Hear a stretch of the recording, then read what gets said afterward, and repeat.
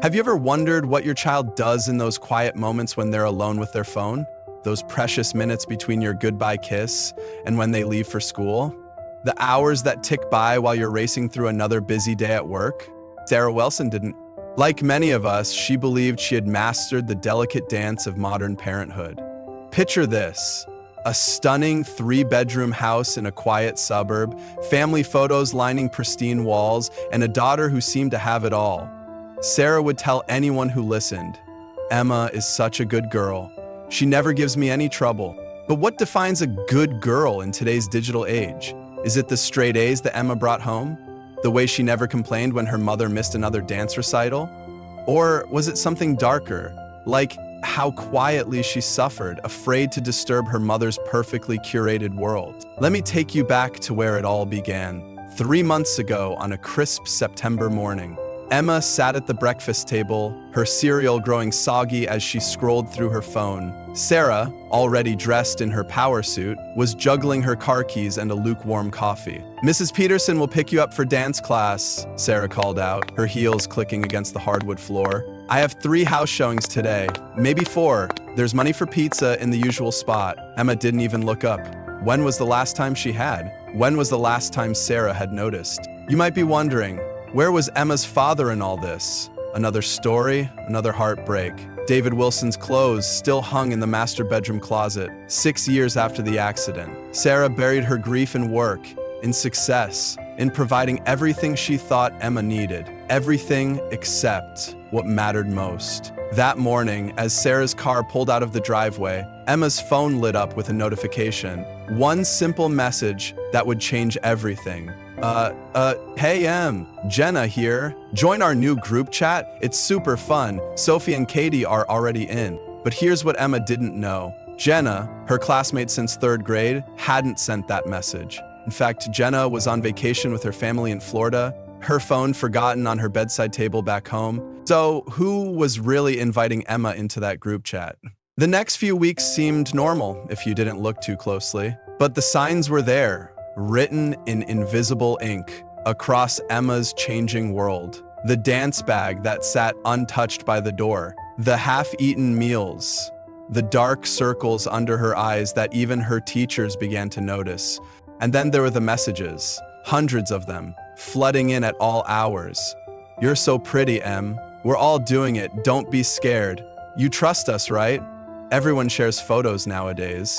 "If you leave the group, we'll tell everyone your secrets." Do you know what fear looks like in a child's eyes? Can you recognize the moment when innocence starts to crack? Would you notice if your child was drowning in silence, just 3 rooms away from where you sleep?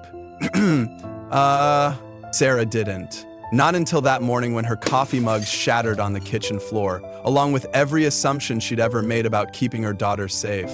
The school principal's voice on the phone was grave. "Mrs. Wilson, we need you to come in, immediately." But before I tell you what happened next, ask yourself this. Do you really know what your child is doing right now? Are you absolutely certain they're safe? Because Sarah Wilson was certain too. The principal's office felt smaller than Sarah remembered. Maybe it was the weight of the words hanging in the air. Maybe it was the sight of Emma, her brave, beautiful Emma, curled into herself like a wounded bird. "Mrs. Wilson," the school counselor began, "we discovered something disturbing during a routine phone check." She paused, choosing her words carefully. "Several students were part of what they thought was a private group chat.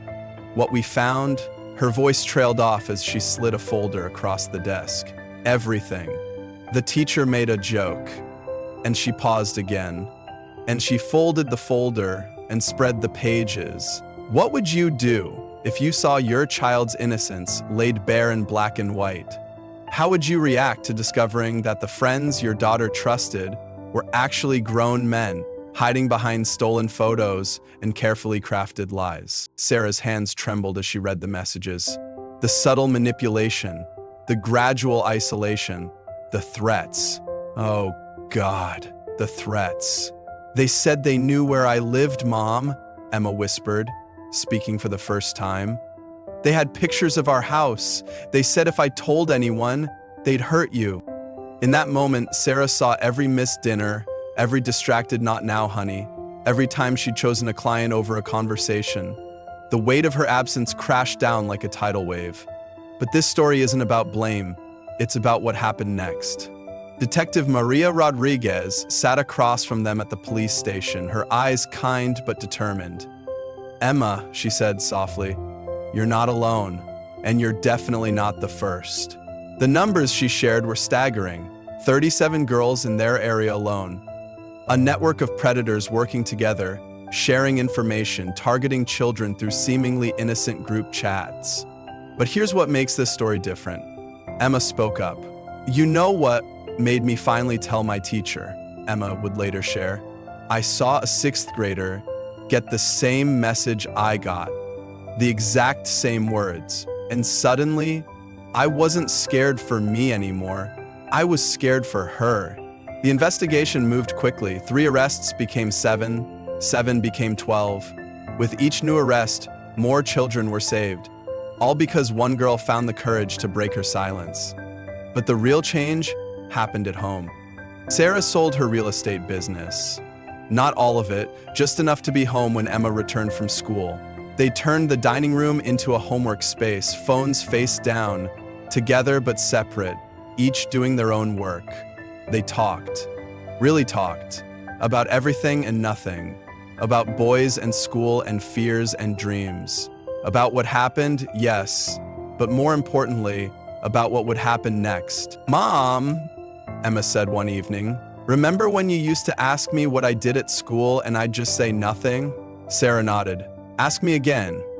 So, here's my question to you. When was the last time you really listened to what your child wasn't saying? Because here are the facts. Over 500,000 children are constantly being targeted by online predators. 70% of victims never tell their parents. The average age of targets is getting younger every year. Most predators operate in groups, not alone. But here's the most important number. It takes just 15 minutes of genuine attention each day to keep the lines of communication open with your child. Sarah and Emma's story had a happy ending. Many don't. But you're watching this right now, which means you have something precious. Time to act. Tonight, when you go home, put down your phone, close your laptop, look at your child, really look at them, and ask them about their day. Then, do the hardest part. Listen, not just to their words, but to their silence. Because the biggest threat to our children isn't technology, it's the distance we allow it to create between us. If this story touched your heart, please share it.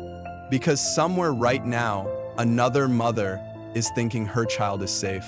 Another Emma is staring at her phone, afraid to speak up. Another Sarah is about to learn the hardest lesson of all. It's not about trust.